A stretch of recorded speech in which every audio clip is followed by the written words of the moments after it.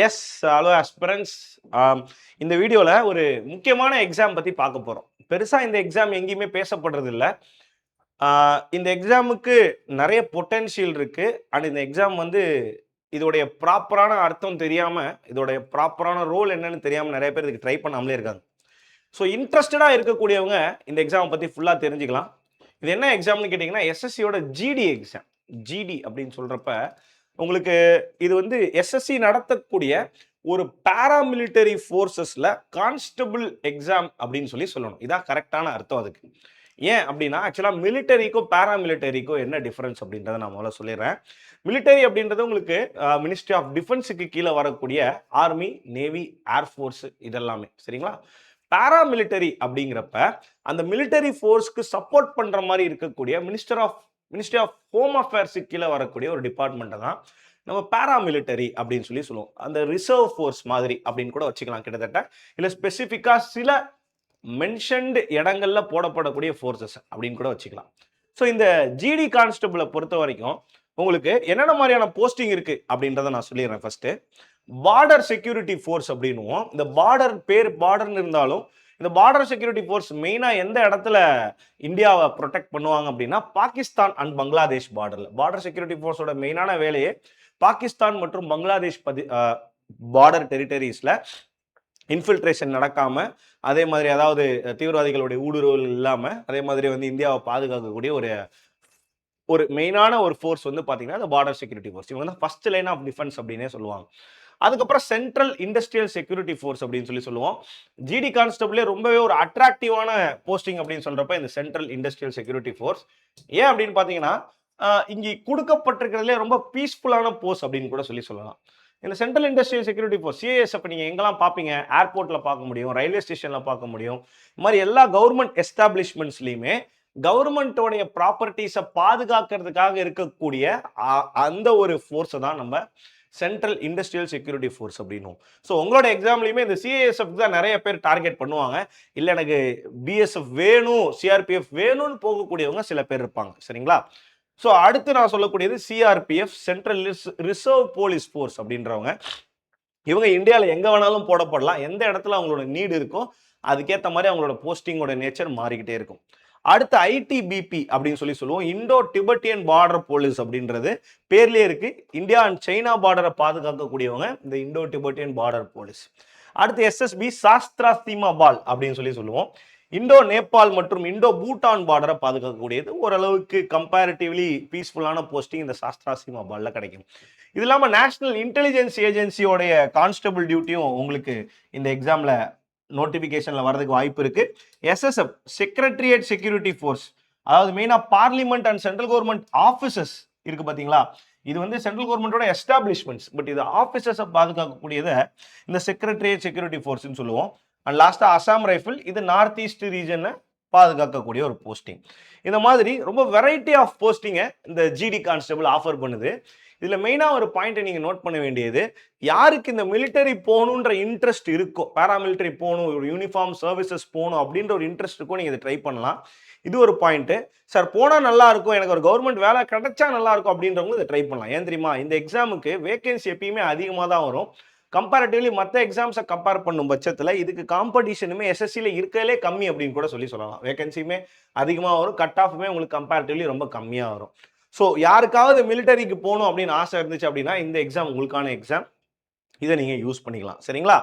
அந்த வகையில் உங்களுக்கு இதோட எலிஜிபிலிட்டி கிரைட்டீரியா அப்படின்னு பார்த்தீங்கன்னா, இதுக்கு நீங்கள் ஒரு இந்தியன் சிட்டிசனாக இருந்திருக்கணும். எஜுகேஷன் குவாலிஃபிகேஷன் அப்படின்றப்ப 10th பாஸ் ஆயிருந்தாலே போதும். ஏஜ் லிமிட் 18லேருந்து 23. சில ஏஜ் ரிலாக்ஸேஷனும் இருக்கு. ஏஜ் ரிலாக்ஸேஷன் அப்படின்றப்போ ஓபிசிக்கு வந்து பார்த்தீங்கன்னா 3 வருஷம் போட்டு 26 வரைக்கும், எஸ்சிஎஸ்டிக்கு பார்த்தீங்க அப்படின்னா உங்களுக்கு 5 வருஷம் போட்டு 28 வயசு வரைக்கும் வச்சுக்கலாம். 26 ஏஜ் வரைக்கும், இதில் 28 ஏஜ் வரைக்கும் ஏஜ் ரிலாக்ஸேஷன் அப்படின்றது இருக்குது. இதான் உங்களுக்கான கல்வி தகுதி. நோட்டிஃபிகேஷன் ஆக்சுவலாக 2025 எக்ஸாமே இப்போ தான் நடக்க போகுது. உங்களுக்கு வந்து ஃபெப்ரவரியில் நடத்த போகிறாங்க. 2026க்கு வந்து கண்டிப்பாக 2026 டிசம்பரில் கிட்ட தான் நோட்டிஃபிகேஷனை எதிர்பார்க்குறோம். ஸோ அதனால் டைம் நிறையா இருக்குது. படிக்கிறதுக்குமே உங்களுக்கு டைம் அதிகம். அதனால் தாராளமாக நீங்கள் என்ன பண்ணலாம், பொறுமையாக இப்போலேருந்தே இந்த எக்ஸாமுக்கு டார்கெட் பண்ணி படிக்க ஆரம்பிக்கலாம். செலெக்ஷன் ப்ராசஸ் அப்படின்றப்ப எக்ஸாம் ஒரே ஒரு ஸ்டேஜ் தான் இருக்கும், ஒரே ஒரு சிபிடி தான் சரிங்களா. அதில் நீங்கள் எவ்வளோ மார்க் வாங்குறீங்களோ அதான் உங்கள் ஃபைனல் மார்க்கு. அது இல்லாமல் ஃபிசிக்கல் எஃபிஷியன்சி டெஸ்ட் மற்றும் ஃபிசிக்கல் ஸ்டாண்டர்ட் டெஸ்ட் சரிங்களா. இது வந்து பார்த்தீங்கன்னா ஓட விட்டு உங்களை டெஸ்ட் பண்ணுறது, இது உங்களோட ஃபிசிக்கல் மெஷர்மெண்ட்ஸை டெஸ்ட் பண்ணுறது. முடிச்சதுக்கப்புறம் மெடிக்கல் எக்ஸாம் இருக்கும், அதுக்கப்புறம் டாக்குமெண்ட் வெரிஃபிகேஷன் இருக்கும். ஸோ அப்போ எக்ஸாம்னு பார்த்தீங்கன்னா ஒரு ஸ்டேஜ் தான், அதுக்கப்புறம் ஃபிசிக்கல் அப்படின்றதும் உங்களுக்கு ஒரே ஒரு ஸ்டேஜ் தான் இருக்க போகுது.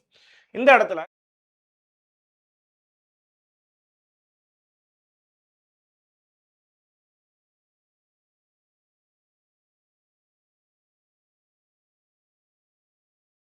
எலிமெண்ட்ரி மேக்ஸ்னு கொடுத்துருக்கான்.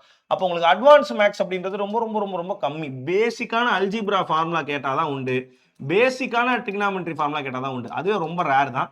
மற்றபடி எல்லாமே எலிமெண்ட்ரி மேக்ஸ் தான். ஸோ உங்களுக்கு தெரிஞ்சது தான் 20 கேள்வினா ஒரு கொஸ்டினுக்கு 2ன்ற பட்சத்தில் மொத்தம் 160 மார்க் தான் எக்ஸாமே நடக்க போகுது. 80 கேள்வி 160 மார்க். டைமுமே ஆனால் அதே டைமிங் தான் கொடுத்துருக்கான், 60 நிமிஷம் கொடுத்துருக்கான். நீங்கள் சிஜிஎல் சிஹெச்எஸ்எலுக்கு என்ன பண்ணுவீங்க, இந்த 60 நிமிஷத்தில் 100 கேள்விகள் எழுதுவீங்க. ஆனால் இங்கே நீங்கள் 80 கேள்விகள் எழுதினாலே போதுமானது. ஒரு கொஸ்டினுக்கு 2 மார்க் நெகட்டிவ் மார்க்கிங் அப்படின்றப்போ ஒரு கொஸ்டினுக்கு 0.25 அப்படின்றது நெகட்டிவ் மார்க்கிங் அப்படின்றது சரிங்களா. 0.25 அப்படின்றது நெகட்டிவ் மார்க். ரொம்ப ரொம்ப இம்பார்ட்டண்ட்டான ஒரு பாயிண்ட், ஞாபகம் வச்சுக்கணும் இதை. இது இல்லாமல் ஆக்சுவலாக 0.5 0.25 இல்லை, 0.5 அப்படின்றது நெகட்டிவ் மார்க்கிங். 1/4 தான். இதுலேயுமே நெகட்டிவ் மார்க்கிங் அப்படின்றது 1/4 தான், அதை தப்பாக கொடுத்துருக்காங்க சரியா. ஸோ அப்போ அந்த வகையில் இந்த எக்ஸாமில் 160க்கு நீங்கள் எவ்வளோ வாங்குறீங்களோ அதுதான் உங்களுடைய ஃபைனல் மார்க்காக இருக்க போது. அதை வச்சு அடுத்தவங்களே ஃபிசிக்கலுக்கு செலக்ட் பண்ணுவாங்க. ஃபிசிக்கலை பொறுத்த வரைக்கும் உங்களுக்கு வந்து பார்த்தீங்கன்னா ஃபிசிக்கல் ஸ்டாண்டர்ட் மெஷர்மெண்ட் விமனுக்கும் மென்னுக்கும் கொடுத்துருக்கேன். ஜென்ரல் ஓபிசி எஸ்சிக்கு வந்து பார்த்தீங்க அப்படின்னா 170 சென்டிமீட்டர் இருக்கணும் ஹைட்டு மினிமம். அதே மாதிரி செஸ்டோட வந்து 80 to 85 சென்டிமீட்டர் இருக்கணும். எஸ்டி கேண்டிடேட்ஸ்க்கு 162.5 சென்டிமீட்டரும் 76 to 81 சென்டிமீட்டரும் செஸ்ட் இருக்கணும் சரிங்களா. இப்போ இங்கே விமனை பொறுத்த வரைக்கும் உங்களுக்கு ஹைட்டுன்ற அந்த கிளாசிஃபிகேஷன் கொடுத்துருக்காங்க. 157 மினிமம் இருக்கணும், 152 அப்படின்றது இங்கே ஹைட்டோடது. அடுத்து பிசிக்கல் எஃபிஷியன்சி டெஸ்ட் அப்படின்றப்ப மேல் வந்து 5 கிலோமீட்டர் 24 நிமிஷத்துக்குள்ள ஓடணும், ஃபீமேல் வந்து 1.6 கிலோமீட்டர் 8.5 நிமிஷத்துக்குள்ள ஓடணும். ஸோ இதுதான் வந்து பார்த்தீங்க அப்படின்னா உங்களுக்கு பிசிக்கல் எஃபிஷியன்சி டெஸ்ட் அப்படின்ற அந்த criteria. So physical standard test, physical efficiency test ரெண்டும் முடிஞ்சாச்சு. டிவி ஐ மீன் மெடிக்கல் எக்ஸாமை பொறுத்த வரைக்கும் உங்களுக்கு வந்து பார்த்தீங்கன்னா டாட்டூஸ் இருக்கக்கூடாது. ரொம்ப முக்கியமான பாயிண்ட் அப்படின்றப்ப நோ டாட்டூஸ் சரிங்களா. டாட்டூஸ் இருக்கக்கூடாது. இது நிறைய பேர் கேட்டுட்டே இருந்தீங்க, அதனால சொல்கிறேன். இது இல்லாமல் நோட்டிஃபிகேஷன் வந்ததுக்கப்புறம் ஏதாவது ஆல்டர் பண்ணியிருக்காங்களான்னு பார்ப்போம். மற்றபடி எல்லாமே பேசிக்காக மெடிக்கல் வெரிஃபிகேஷன் இருக்கக்கூடியது தான் சரிங்களா. அடுத்து பார்த்தோம் அப்படின்னா சேலரி 8th பே கமிஷனில் கண்டிப்பாக மினிமம் 40,000 to 45,000 வரும். ஆனால் என்னன்னா இதில் உங்களுக்கு செலவே இருக்காது. இதில் வந்து நீங்கள் ஸ்பெண்ட் பண்ணக்கூடிய அமௌண்ட் ரொம்ப கம்மி. ஏன்னா கவர்மெண்ட்டே உங்களுக்கு வந்து குவார்டர்ஸ் கொடுத்துரும், கவர்மெண்ட்டே வந்து உங்களுக்கு பார்த்தீங்கன்னா ஃபுட்டை ப்ரொவைட் பண்ணிடும், கவர்மெண்ட்டே வந்து பார்த்தீங்க அப்படின்னா உங்களுக்கு மெடிக்கல் எக்ஸ்பென்சஸை பார்த்துக்கும். இது இல்லாமல் உங்களுக்கு மீதி இருக்கக்கூடியதான் சம்பளம். அந்த சம்பளத்தை தாராளமாக நம்ம வீட்டுக்காக கான்ட்ரிபியூட் பண்ணலாம் சரிங்களா. ஸோ அந்த வகையில் டிரான்ஸ்ஃபர்ஸ் இருக்குமானா டிரான்ஸ்ஃபர்ஸ் கொஞ்சம் அதிகம் தான். உங்களால் வந்து பார்த்தீங்க அப்படின்னா 3 வருஷத்துக்கு தான் ஒரு இடத்துல இருக்க முடியும். வருஷத்துக்கு 3 வருஷத்துக்கு ஒரு தடவை உங்களை இடம் மாற்றி மாற்றி போட்டே தான் இருக்க போகிறாங்க. ஸோ அதனால் இந்தியாவில் ஜாலியாக எல்லா இடத்துலையும் சுத்தக்கூடிய ஒரு ஜாப் அப்படின்னு கூட சொல்லலாம். எனக்கு ஒரு இடத்துல இருக்கணும்னு ஆசை இல்லை சார், எனக்குலாம் சொந்தக்காரங்களை விட்டு தள்ளி இருந்தாலே போதும் அப்படின்னு யாராவது நினைக்கிறீங்கன்னா உங்களுக்கு இதெல்லாம் ஒரு பெரிய ஆப்பர்ச்சுனிட்டி சரிங்களா. மிலிட்ரியில் இருக்கீங்கன்ற ஒரு மரியாதையும் இருக்கும், அண்ட் வந்து உங்களுக்கு அதுக்கேற்ற சம்பளமும் கிடைக்கும், அதுக்கேற்ற ரெம்யூனரேஷன் அலவன்சஸ். அதாவது இங்கே வெறும் 40 to 45 சும்மா பேருக்கு சொல்கிறேன், அலவன்ஸ்லாம் இல்லாமல் உங்களுக்கு வந்து பார்த்தீங்கன்னா ரிஸ்க் அலவன்ஸ்னு ஒன்று இருக்குது. இந்த போஸ்டிங்ஸ்லாம் ரிஸ்க் அலவன்ஸ்னு ஒன்று இருக்குது. நீங்கள் ரொம்ப ரிஸ்க்கான பாகிஸ்தான் பார்டர்லாம் வேலை பார்க்குறப்ப உங்களுக்கு மாத சம்பளமே வந்து பார்த்தீங்க அப்படின்னா பயங்கரமாக ஏறும். கிட்டத்தட்ட 70 வரைக்கும் கூட போகிறதுக்கு சான்சஸ் இருக்குது அப்படின்றாங்க. It depends upon the risk allowance சரிங்களா. இப்போ நல்ல சேலரியுமே இதுக்கு இருக்க போது. எக்ஸாமுமே ஒரே ஒரு ஸ்டேஜ் தான். இதில் மெயினாக வந்து பார்த்தீங்க அப்படின்னா இந்த வீடியோவே செலெக்ஷன் ஸ்ட்ராட்டஜி வச்சு தான்ல. ஸோ அதனால் மெயினாக நீங்கள் வந்து ரிட்டன் எக்ஸாம் வச்சு தான் இந்த எக்ஸாமை பாஸ் ஆக போகிறீங்க. நம்மளுடைய சப்ஜெக்ட் வைஸ் ஸ்மார்ட்டான பிளான் என்ன அப்படின்னா ரீசனிங். இந்த 20 கேள்வியில் கண்டிப்பாக ஒரு 17 கேள்வி கிட்ட நீங்கள் கரெக்டாக வாங்குற அளவுக்கு உங்களால் படிக்க முடியும். மெயினான டாபிக்ஸ் அப்படின்றப்ப number series, alphabet series, analogy, coding decoding, direction, blood relation, இது எல்லாத்தையும் நல்லா தரவு பண்ணிக்கணும். அடுத்து ஜிகேவை பொறுத்த வரைக்கும் பார்த்தீங்கன்னா 20லேருந்து 40, 20 கொஸ்டின் 40 அதே தான். இதில் நீங்கள் டார்கெட் பண்ணுறது ஒரு 15 கொஸ்டின் கிட்ட டார்கெட் பண்ணீங்க அப்படின்னா உங்களால் ஒரு 10 கிட்ட கரெக்டாக வாங்க முடியும். பேசிக்காக சப்ஜெக்டை நல்லா படிங்க, பாலிட்டி, ஹிஸ்ட்ரி, ஜாகிரஃபிலாம் நல்லா படிங்க. சயின்ஸ் அப்படின்றத பயாலஜி, ஃபிசிக்ஸ், கெமிஸ்ட்ரி இல்லாமல் என்சிஆர்டி லெவலில் பேசிக்கான விஷயங்கள் தெரிஞ்சிருக்கிற மாதிரி படிச்சிருந்தாலே போதும். கரண்ட் அஃபேர்ஸுமே கொஞ்சம் இம்பார்ட்டன்ட் தான் ஜிடியை பொறுத்த வரைக்கும். லாஸ்ட் ஒரு 1 இயருக்கு கரண்ட் அஃபேர்ஸை படிக்க பார்க்கணும். சரிங்களா?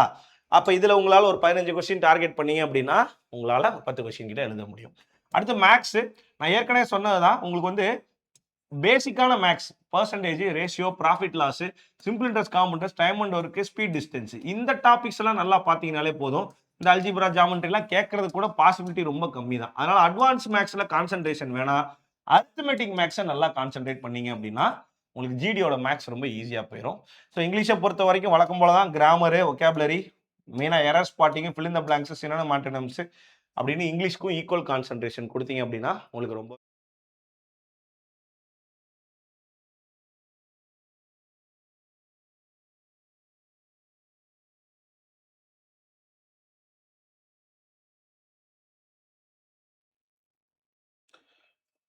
ஸோ எஸ் இதுதான் வந்து பார்த்தீங்க அப்படின்னா உங்களுக்கு ரொம்ப முக்கியமான பாயிண்ட் இந்த இடத்துல. இது வந்து உங்களுக்கு எஸ்எஸ்சியோட எதை எதை கிளியர் பண்ணுறதுக்கு நம்மளோட ரிட்டன் எக்ஸாம் கிளியர் பண்ணுறதுக்கான ஒரு சின்ன ஸ்ட்ராட்டஜி அப்படின்னு சொல்லி வச்சுக்கலாம். சரிங்களா? ஸோ அடுத்தடுத்து உங்களுக்கு இந்த புது புது சிலபஸ்லாம் வர வர இதுக்கேற்ற மாதிரி நாங்கள் நிறைய விஷயங்கள் சொல்லிக்கிட்டே இருப்போம். பட் இப்போதைக்கு இது ஒரு பேசிக் ஐடியாவாக ஞாபகம் வச்சுக்கோங்க. ஃபிசிக்கல் கிளியர் பண்ணுறதுக்கு சிம்பிள் தான். நோட்டிஃபிகேஷன் டேட்லேருந்தே ஓட ஆரம்பிச்சிருங்க. சரிங்களா? உங்களுக்கு வந்து பார்த்தீங்கன்னா மேல் 5 கிலோமீட்டர்ஸோ ஃபீமேல் 1.6 கிலோமீட்டரோ ஓடணும். அதுக்கேற்ற மாதிரி நல்லா உடம்ப ரெடி பண்ணி ஃபிசிக்கலை கிளியர் பண்ண பாருங்க. இதுதான் உங்களுக்கு ஜிடிக்கான மெயினான பாயிண்ட். நல்லா நார்மலான வெயிட் இருக்கணும். ப்ராப்பர் பிஎம்ஐ இருக்கிற மாதிரி பார்த்துக்கோங்க. ஐல எந்த ஒரு சீரியஸ் விஷன் டிஃபெக்டும் இல்லாத மாதிரி இருக்கணும். அதே மாதிரி விசிபிள் டிஃபார்மிட்டியோ குரோனிக் டிசீஸ் பலகாலமாக இருக்கக்கூடிய டிசீசஸோ உங்களுக்கு இந்த இடத்துல இருக்கக்கூடாது. அதே மாதிரி உடம்புல டாட்டூ இருக்கிறதோ ஏதாவது இதுக்கு முன்னாடி தம் அடிச்சுட்டு இருந்தீங்க, சரக்கு அடிச்சிட்டு இருந்தீங்க அப்படின்னா அந்த பழக்கத்தெல்லாம் விட்டுறணும். ஏன்னா பிளட் டெஸ்ட்ல இந்த விஷயங்கள்லாம் காட்டுச்சு, இதோட டாக்ஸிக் சப்ஸ்டன்சஸ் அதிகமாக காமிச்சுது அப்படின்னா அவாய்ட் பண்ற எப்படி சொல்றது, ரிஜெக்ட் பண்றது கூட பாசிபிலிட்டி அதிகம்னு சொல்லி சொல்றாங்க. சரிங்களா? ஸோ இந்த மாதிரி ஒரு ப்ராப்பரான எக்ஸாமுக்கு படிக்கிறோம் அப்படின்னா அந்த எக்ஸாமுக்கு ஏற்ற மாதிரி நம்மளும் நம்ம உடம்ப தயார் பண்ணிக்கணும். அதனால இந்த பழக்கங்கள் இல்லாமல் இருக்கிறதே ரொம்ப ரொம்ப ரொம்ப ரொம்ப முக்கியமான ஒரு பாயிண்ட். சரியா? ஓகேவா? ஸோ இதுதான் எஸ்எஸ்சி ஜிடிக்கு நம்ம சைட்லேருந்து கொடுக்கப்படக்கூடிய பேசிக் இன்ஃபர்மேஷன். எக்ஸாம் ரொம்ப தள்ளி வரப்போகுது. பட் நிறைய பேர் இந்த மிலிட்ரி எக்ஸாமுக்கு நான் படிக்கணும் அப்படின்னு சொல்லி ஆர்வப்படுறதா நம்ம டீமில் சொல்லியிருக்காங்க. அதனால் அதுக்காக உங்களுக்கு இந்த வீடியோ நாங்கள் கொண்டு வந்தோம். ஸோ இதே மாதிரி எஸ்எஸ்சியோட ஆனுவல் பிளானர் வந்ததுலேருந்தே நம்ம நிறைய வீடியோஸ் கொண்டு போயிட்டு இருக்கோம். இந்த வீடியோஸ் எல்லாமே எஸ்எஸ்சியோட பேசிக்கான விஷயங்களை பற்றி நீங்கள் தெரிஞ்சுக்கணும் அப்படின்றதுக்காக. அதனால் இதுதான் நம்மளுடைய ஃபர்ஸ்ட் டைம் நம்மளோட வீடியோ பார்க்குறீங்க அப்படின்னா இந்த வீடியோவுக்கு ஒரு லைக் பண்ணி என்ன பண்ணிடுங்க, சப்ஸ்கிரைபும் பண்ணி விட்ருங்க. அடுத்தடுத்து வரக்கூடிய வீடியோஸில் இன்னும் நிறைய விஷயங்கள் இதை பற்றி நம்ம பார்க்கலாம். சரியா? Okay guys, thank you all, see you, tata, bye by.